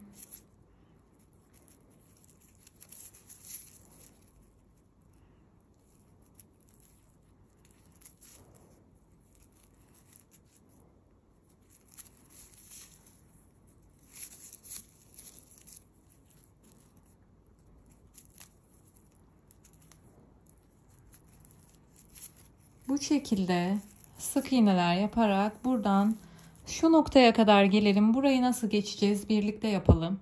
Şimdi buradan aşağıya kadar indim. Bakın burada şu noktaya batmayın sakın. Şurada en tepedeki bir tane sık iğne var ya, onun içine batalım. Buraya batıp buraya da batınca burada bir potluk oluşur. Ama ben buranın şöyle durmasını istiyorum. Bakın dümdüz güzel bir şekilde. O yüzden şu son noktaya değil, sık iğnenin içine batarak bir tane sık iğne. Evet, buradan aşağıya doğru iniyoruz ve fazla kalan iplerimizi örgünün içinde gizliyoruz. Şunları hep örgünün içine alalım. Sıkı yapalım. Buradaki sık iğneleri büyük yaparsak çantanın ağız kısmı olduğu için ve burada şekil değiştiği için kötü bir görüntü olabilir. Şöyle aşağıya doğru ipleri gizleyerek inmeye devam ediyorum.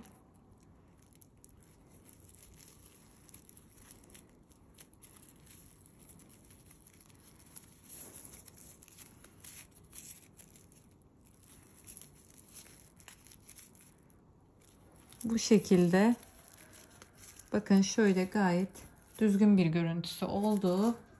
Şöyle biraz döndüreyim. Bakın şu düz kısma doğru iniyoruz yavaş yavaş. İplerimizi gizliyoruz.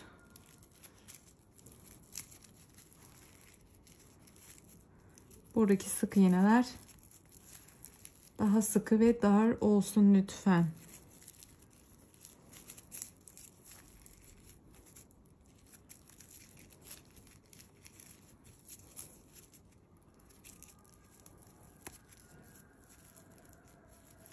Aşağıya kadar geldim.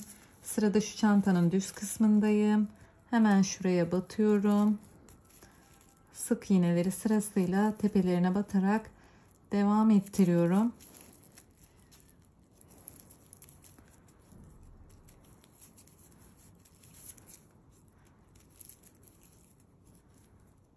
Evet. Şimdi nasıl gözüktüğüne bir bakalım. Şöyle elimizle mutlaka şeklini oturtalım. Bura böyle daha şu şekilde, bakın bir iniş yaptık. Gayet güzel gözüktü. Şimdi dümdüz devam ediyoruz yine.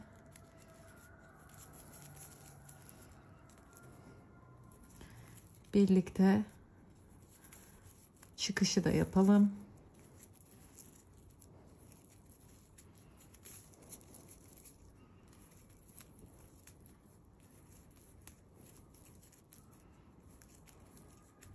Şimdi burada biliyorsunuz zincir noktasına değil sık iğneye, zincir noktasına değil sık iğneye bu şekilde batarak ilerliyorduk. Şöyle battım, yukarıya doğru çıkmaya başlıyorum. Bir tane zincir noktasına batalım. Çok gerildiği zaman, evet, zincir noktasına da batalım çünkü yetişmeyecek, gergin duracak. Şöyle. Şimdi yukarıya kadar çıktık. Bakın burada buraya batmayacağım, şuraya batacağım. Aynı şu düzgün inişi yakalamak için. Şöyle bakın. Şu iç kısma batmayacağım. Direkt yukarıdaki zincirime batıp orayı biraz küçülteceğim. Oranın potluğunu almış olacağım. Şimdi tekrardan şöyle çevirelim bakın. Her bir zincirin içine birer tane batarak devam ediyorum. Şu başladığımız noktaya kadar gelelim.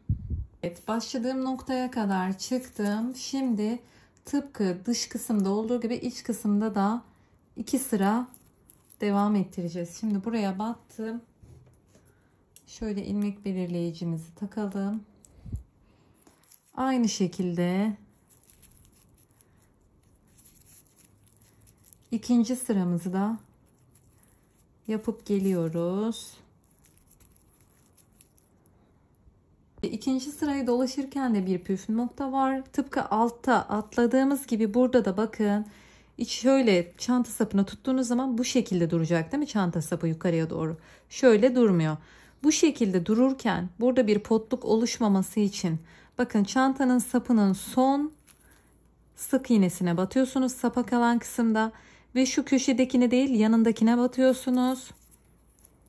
Sıkı bir sık iğne, tekrar birini atlayıp diğerine batarak burayı bakın şöyle muntazam bir duruşla geçmiş oluyorsunuz. Şimdi hepsine birer tane batarak devam edebilirsiniz. Birer tane batarak geliyorum. Aynı şeyi burada da uygulayacağız. Şimdi buradan yukarıya çıkacağız. Son 1, 2, 3 tane çantanın sapına 3 tane sık iğne kalmış olması gerekiyor. Birini atlıyoruz. Diğerine batıyoruz. Bunu atlıyoruz. Şuradakine batıp sıkı bir şekilde sık iğne yapıyoruz. Buradan yukarıya doğru birer birer çıkmaya devam ediyoruz. Çantanın sapının ve ağız kısmının güzel gözükmesi için bu tekniği yapmanız gerekiyor. Yoksa tam sapının birleştiği yerde bir potluk oluşacaktı. Baktığınız zaman şöyle bir görüntü var. Ütüleyince daha güzel gözükecek. Şimdi başlangıç noktasına kadar gelip tekrardan kaydırma sırasına geçeceğiz. Başladığım noktaya kadar geldim. Burada son olarak kaydırma sırasını yapacağız. Çıkardım, battım, kaydırma. Ve buraya ilmeğimi takıyorum. Bu işlemi zaten biliyorsunuz. Bu şekilde son sırayı kaydırma yaparak tamamlıyoruz. Yine sıkı bir şekilde yapalım kaydırmaları. İlmeklerimiz küçük olsun. Çünkü çantanın iç kısmını dolaştığımız için büyük olursa eğer bu şekilde, yani bol bol bir görüntüsü olur. Böyle dümdüz bir görüntüsü olması gerekiyor. Kaydırma yaparak aşağıya kadar geldim. Burada tam köşedeki çantamın sapı bittiği zaman şöyle göstereyim. Çantamın sapı bitti. Bakın tam üçgene inecekken şunu tekrar atlayalım ve diğerine batarak kaydırma yapalım. Daha düzgün bir görüntüsü olması için. Şimdi dümdüz devam edelim. Dümdüz kaydırmayla devam ediyoruz. Tekrar şunu atlayın. Kaydırmadan sonra tam çantanın sapının üstüne çıkın ki buradaki o potluğu alalım. Kaydırma işlemini de tamamladık. Sıranın sonuna kadar geldim. Çıkarıyorum. Burada ipimizi kesiyoruz. Yine aynı işlem. Açıyorum. Şöyle arkasından dolaştırdım. Şuranın da arkasından battım. Yani bunu defalarca yaptığımız için bu üçgenlerde de çok böyle şey yapmadım. Biliyorsunuz artık diye. Hızlı yapıyorum biraz. Evet. Bu şekilde sıramızı birleştirdik. İpi biliyorsunuz yine aynı şekilde aralardan gizleyerek kaybedeceğiz. Şimdi çantamızın sapını bu şekilde düzelttik. Aynı işlemi diğer tarafa da yapıp geliyorum. Çantamızın bütün örgü tekniğini bitirdik ve bu şekilde ütülemesini yaptım geldim. O kadar güzel duruyor ki. Şimdi ütülerken size bir püf nokta vereyim. Ütü masasının başına bu şekilde geçiriyorsunuz çantanızı ve fileleri böyle açtırarak ütülüyorsunuz ki şuradaki, bakın fark ettiyseniz, simetrik duruş daha da düzgün oldu. Fileleri bu şekilde, özellikle şu yan kısımda artırma olan yerleri böyle açtıra. Buraları değil, bakın. Buraları açtırarak ütülüyorsunuz, bastırarak. Bu şekilde ütülemesini tamamlıyorsunuz. Daha sonra ağız kısmının sapını tekrardan ütüledikten sonra çantanızın böyle muntazam bir duruşu olacak. Şimdi gelelim astarlamaya. Astarlamada önce iç cebini göstereyim size. İç cebimi bu şekilde ben diktim. Bir tane dikdörtgen parça kestim. Çantam büyük olduğu için büyük bir iç cep ihtiyacımız olacaktı. O yüzden dikiş payını da hesap ederek dikdörtgen bir parça kesiyorsunuz. Dört kenarında katlayarak bu şekilde dikişini yapıyorsunuz. Sonra böyle metrelik fermuarım var. Bakın bunu cebimin boyutuna göre kestikten sonra üstüne de cebimin uzunluğunda bir parça keserek şöyle fermuarımın üzerine katlayarak dikişini atıyorum arkadaşlar. Fermuarın alt kısmına da böyle cebimi de getiriyorum. Bu şekilde kolaylıkla iç cebini yapabilirsiniz. Gelelim çantamızın gövde astarına. İkiye katlıyorsunuz kumaşınızı. Daha sonra çantayı bastırıyoruz. Tabanını da bastırıyoruz. Bakın tabanına kadar iyice bastırıyoruz. Yanları da bastırıyoruz. Şimdi bu yanlarda bakın dümdüz inmişim. Çünkü burada daha sonra bir taban derinliği attıktan sonra o zaten kendiliğinden içe doğru kıvrılacak. Çantamızın yanlarında dikiş payı hesap ederek aynı şekilde çiziyorum kumaşı. Daha sonra burayı bu şekilde üçgen tamamlamayı düşünmüyorum. Buradan böyle oval bir şekilde astarımı çantama dikeceğim. Hatta makinede dikmeye çalışacağım. Şimdi bu şekilde çizdikten sonra yanlardan ve alttan dikişinizi atıyorsunuz. Tabii benim kumaşım yetersiz geldiği için yana doğru katladım. Eğer yukarıya doğru katlarsanız zaten alta dikişe gerek kalmayacak. Daha sonra sadece ağız kısmı kalmış olması gerekiyor. Çantanızdaki şöyle çantanızın astarına, iç cebine şimdiden şöyle biraz, çok aşağıya değil, şu seviyelerde sabitleyeceksiniz. Buraya çıt çıt gelecek. Şöyle çıt çıtın örgüsü de olacak. Biraz yer kaplayacak.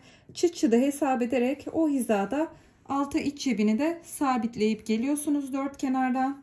Daha sonra çantamın içine geçireceğim.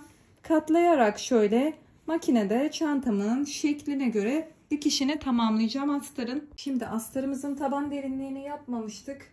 Onu da yaptıktan sonra çantaya sabitleyeceğiz. Burada iğneye ihtiyacım olacak ve metreye.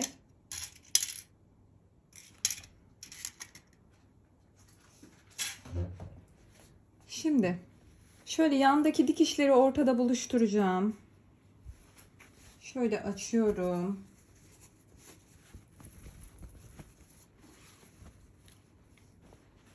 Yan kısımlardaki taban noktalarını, dikişleri şöyle hizalayacağım.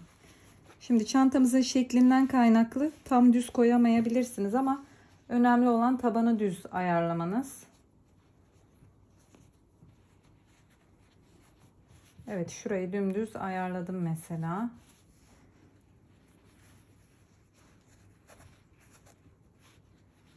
Şöyle çantanın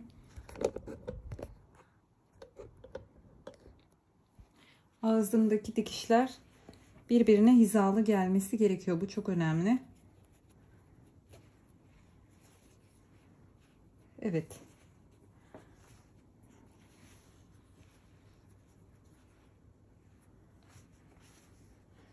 Bu şekilde katlama işlemini yaptıktan sonra tabanımızın derinliği neydi?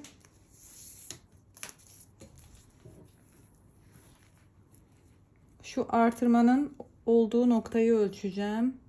Sadece evet 5,5 santim uzunluğundaydı taban derinliği. Şimdi şöyle koyuyorum metremi. Bakın alta kalan kısım 5,5 santim olmalı. Şöyle ben bir tık yukarıdan iğneliyorum. İsterseniz çizebilirsiniz. Hemen bunun altından şöyle bir dikiş atacağım. Aynı şekilde yukarıdan da 5,5 şöyle ölçtüm bakın. Hemen biraz üstünden iğne ile işaretliyorum.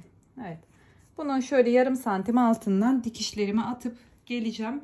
Şimdi bu şekilde tokalarla dört bir kenardan tutturdum. Bakın çantamın astarı şöyle yapalım. Bu şekilde gözüküyor. Taban derinliklerini görüyorsunuz.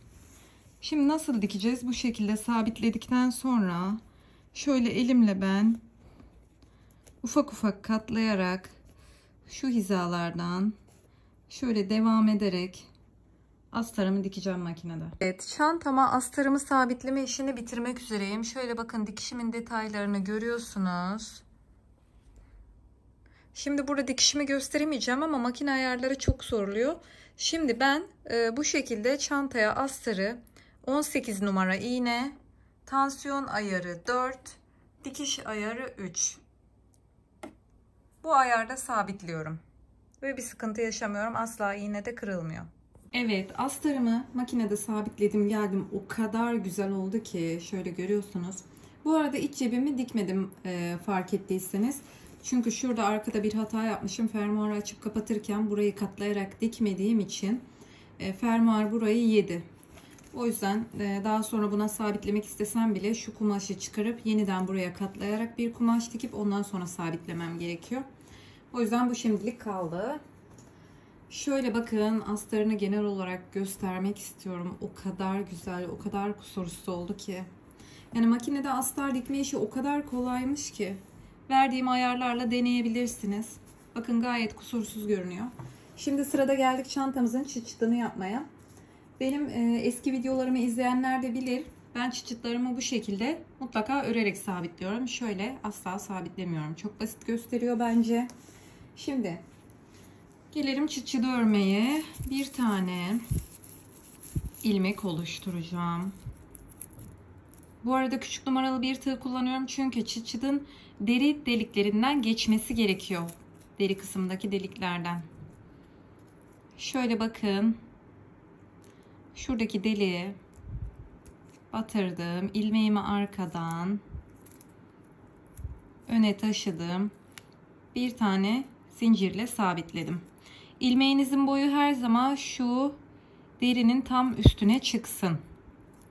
Battım aynı noktaya. Uzattım ilmeği, bir tane sık iğne. battım, bir daha uzattım. Bir tane daha aynı noktaya sık iğne yaptım. Bunu biraz büyük yaptım. Şöyle çözeceğim. Evet, böyle daha iyi. Şimdi 2 tane sık iğne yaptık. Diğer deliğe atlıyorum. Bu arada şu fazla kalan ipi örgümün arasında gizliyorum. Şöyle arkaya attıralım. Arkadaki ipi, evet. Bir tane sık iğne. Aynı noktaya 2. Aynı noktaya 3. Şimdi tekrar yan deliğe atlıyorum.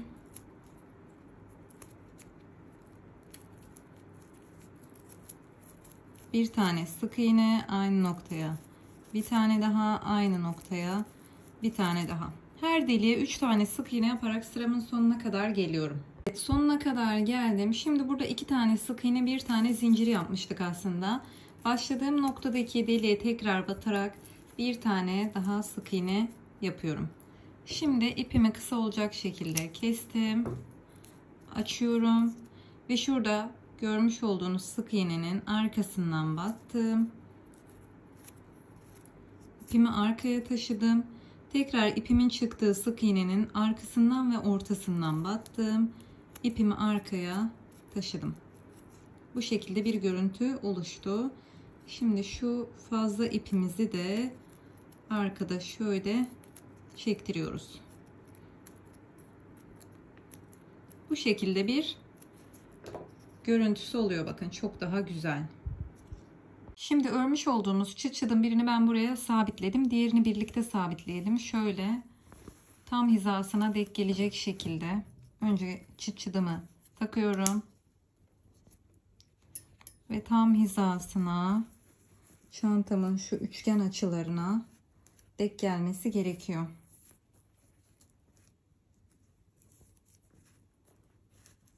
Şöyle biraz daha yukarı.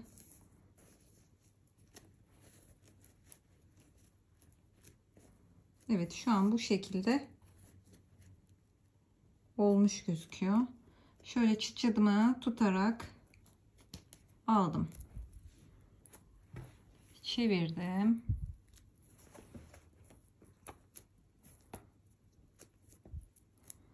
Şöyle yine iğnemi, ipimi hazırladım. Arkadan batıyorum. Şu sık iğneler var ya, onların tepelerinin arasından batıyorum. Şöyle diğer tepesine batıyorum. Bu şekilde örgümü, dikişimi aşağıya doğru yürütüyorum. Asıl alan örgü olunca sürekli örgü diyesim geliyor. Çok da güzel sabitleniyor. Dikişiniz de gözükmüyor. Önden dikişin belli olmamasına dikkat edin. Örgü desenlerinizi bozmayın. Yani bu şekilde dikip geleceğim. Evet hanımlar, çantamızın çıt çıtını da diktim ve çantamızı burada bitirmiş bulunmaktayız. O kadar güzel oldu ki gerçekten çantaya bayıldım. Öve öve bitiremem. Şöyle çıt çıtlarımın güzelliğine bakın. Yine çantamın duruşu, çantamın askısı çok muntazam duruyor. Birebir markayla aynısını ördük. Boyutlar aynı. Çantamızın derinliği, genişliği, her şeyi aynı arkadaşlar. Umarım videodan memnun kalmışsınızdır. Şöyle son kez örgünün güzelliğini yakından göstererek videoyu tamamlamak istiyorum. Çantamla ilgili detaylı görselleri Instagram adresimde paylaşıyor olacağım. Üzerimde duruşunu, görselleri, reelsini Instagram sayfamda takip edebilirsiniz. Harika bir çanta oldu. Umarım sizlerden de çok güzel çantalar gelir. Gelecektir eminim de. Instagram adresime örmüş olduğunuz çantaları atarsanız ben de paylaşırım. Sizden hangi renkler gelecek çok merak ediyorum. Lütfen kanalıma abone olarak da destek olmayı unutmayın. Yorumlarınızı da bekliyorum. Görüşürüz. Sevgiyle kalın.